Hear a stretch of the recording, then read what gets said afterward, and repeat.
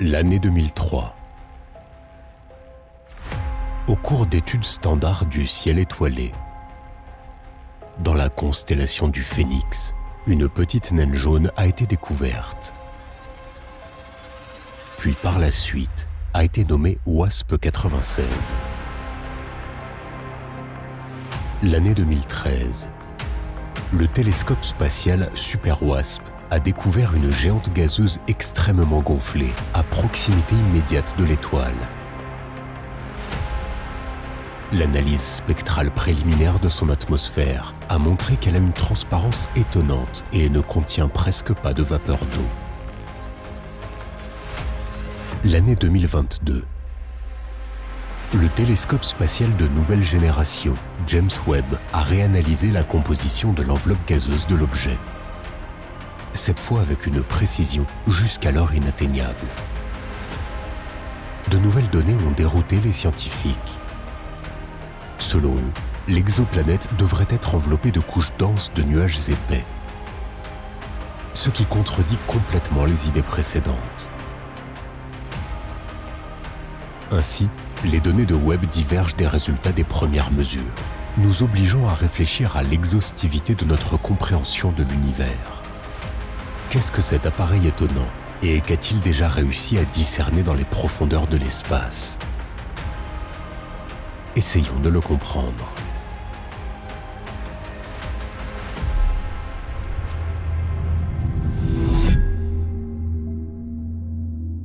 L'espace d'abord. L'histoire du plus grand télescope spatial moderne a commencé en 1996. Son développement et sa modernisation ont duré 25 longues années, après quoi l'appareil a quitté notre planète et a commencé son voyage dans l'espace.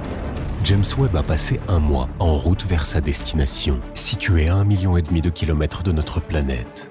Puisque le télescope est équipé de capteurs infrarouges de haute précision, il est capable de voir les objets spatiaux les plus faibles et les plus éloignés, cachés dans les profondeurs de l'univers. Cependant, une sensibilité inégalée a un inconvénient. Le rayonnement trop fort de la Terre, de la Lune et du Soleil brouille les signaux faibles des étoiles et des exoplanètes lointaines. C'est pourquoi, afin de se sont avérées radicalement différentes.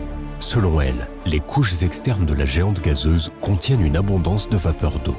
En se condensant dans la haute atmosphère, il peut se former une brume étendue ou des nuages denses, reflétant une partie de la lumière incidente.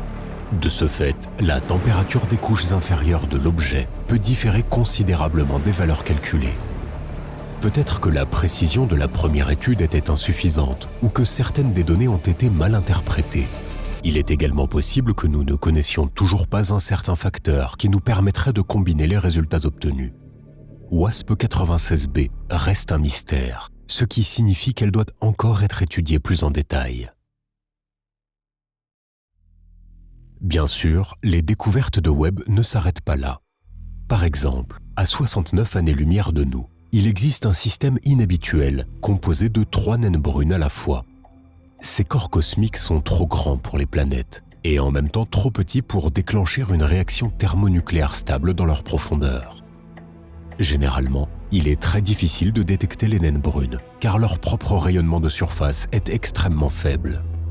Cependant, James Webb voit l'univers principalement dans la lumière infrarouge, ce qui permet de détecter des objets presque invisibles dans la gamme optique. Les 2 plus grands composants de ce système sont très similaires dans leurs caractéristiques et sont situés assez près l'un de l'autre. La distance entre eux est d'environ 2 unités astronomiques et leur masse totale est légèrement supérieure à 100 Jupiter. Les températures des 2 objets est relativement élevée et atteint 2600 Kelvin, soit un peu plus de 2300 degrés Celsius. Le 3e composant du système est situé à une distance beaucoup plus grande, environ 100 unités astronomiques du centre. Il a une masse de 14 à 23 masses joviennes et son rayon est 20% plus grand que celui de Jupiter. De plus, cette naine brune est environ 2 fois plus froide que ses compagnons plus massifs. Selon les observations, la température de ces couches externes est de 1240 Kelvin, ou légèrement inférieure à 1000 degrés Celsius. Néanmoins, le corps céleste est beaucoup plus chaud que les géantes gazeuses de notre système, surtout en l'absence d'un astre qui le chauffe. Une découverte inhabituelle a été que les couches externes de cette naine brune contiennent non seulement les composants habituels, tels que l'eau, le méthane ou le dioxyde de carbone, mais également les plus petites particules de divers composés de silicium. La plus simple d'entre eux est le quartz, mais des substances plus complexes ont également été observées. On pense qu'ils sont concentrés dans l'atmosphère du corps céleste sous la forme de vastes nuages. L'existence de tels amas a été prédite plutôt à partir de considérations théoriques, car le silicium, étant un produit de réaction thermonucléaire stellaire, est assez répandu dans l'univers. Cependant, jusqu'à récemment, cette hypothèse ne pouvait pas être confirmée par des observations. On suppose qu'il y a environ 140 millions d'années, un seul nuage de gaz et de poussière se trouvait sur le site de ce système, qui s'est ensuite divisé en 3 amas indépendants.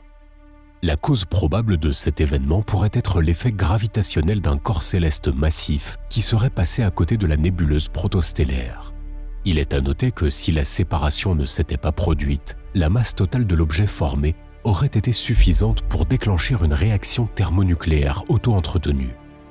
Dans ce cas, au lieu de 3 naines brunes, nous aurions pu observer une seule étoile minuscule.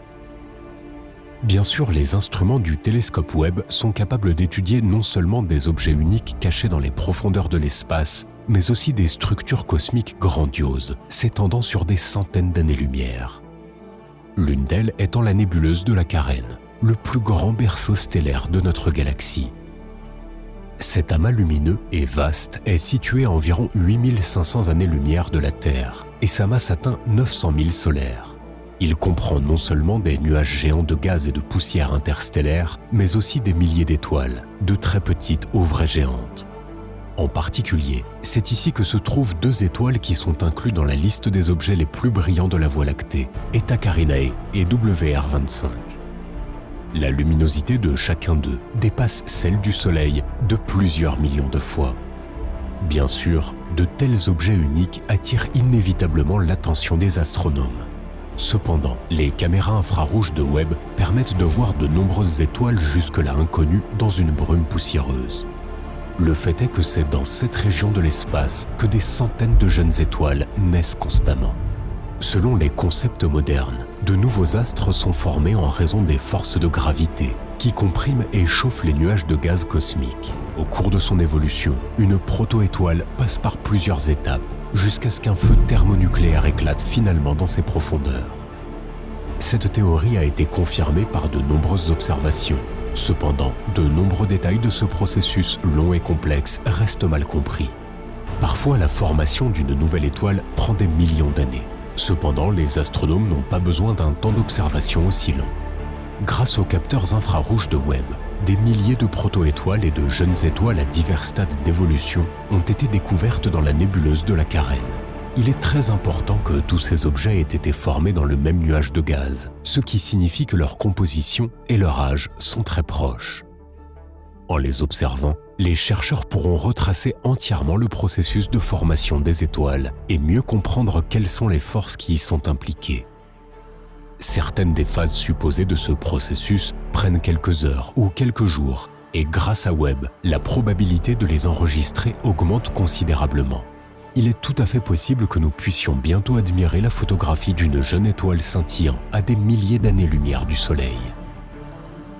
Pendant ce temps, un miroir à 18 sections d'un diamètre de 6,5 mètres et un ensemble d'instruments ultra précis embarqués permettent à James Webb de capter la lumière d'objets situés beaucoup plus loin, à la limite de l'univers visible.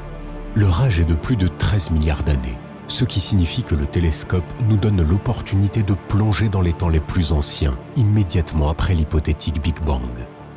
Cependant, même James Webb n'aurait pas été en mesure d'apercevoir leur lueur sans une coïncidence unique. Le phénomène de lentille gravitationnelle est connu depuis longtemps des scientifiques. Ce phénomène physique qui nous aide à mieux voir les profondeurs de l'univers consiste dans le fait que la puissante gravité générée par un corps massif concentre et amplifie la lumière provenant d'une source située derrière lui. Un tel effet nécessite la coïncidence de nombreux facteurs. Il n'est donc pas surprenant qu'il s'agisse de l'un des phénomènes les plus rares de l'univers. Il est d'autant plus surprenant qu'au cours de l'observation de l'amas de galaxies SMACS 0723 Situé à environ 4 milliards d'années-lumière de la Terre, James Webb a enregistré la lumière d'un objet spatial passant à travers des lentilles gravitationnelles 3 fois. Au total, le rayonnement a été amplifié d'environ 20 fois, sans quoi les astronomes ne pourraient guère le séparer du bruit de fond. On pense que cet objet est une galaxie lointaine et très ancienne, dont l'âge est estimé à 13 milliards d'années. De plus, environ 10 autres amas d'étoiles ont été découverts, vraisemblablement nés entre 200 et 700 millions d'années après la naissance de l'univers.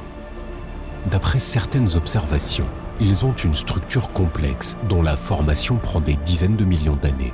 Cette découverte permettra aux scientifiques de clarifier les idées existantes sur les premiers stades de l'évolution de l'univers et peut-être nous forcera même à reconsidérer son âge.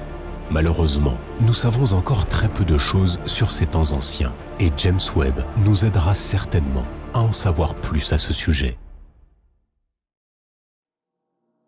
Le nouveau télescope a repoussé les limites de nos connaissances jusqu'aux confins de l'univers.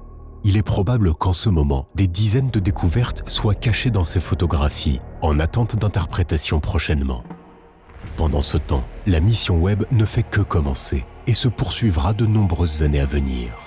Nous suivrons son évolution et comptons sur votre soutien dans cette longue entreprise, difficile mais infiniment intéressante. Après tout, chaque jour, l'univers se rapproche un peu plus. Et c'est parti!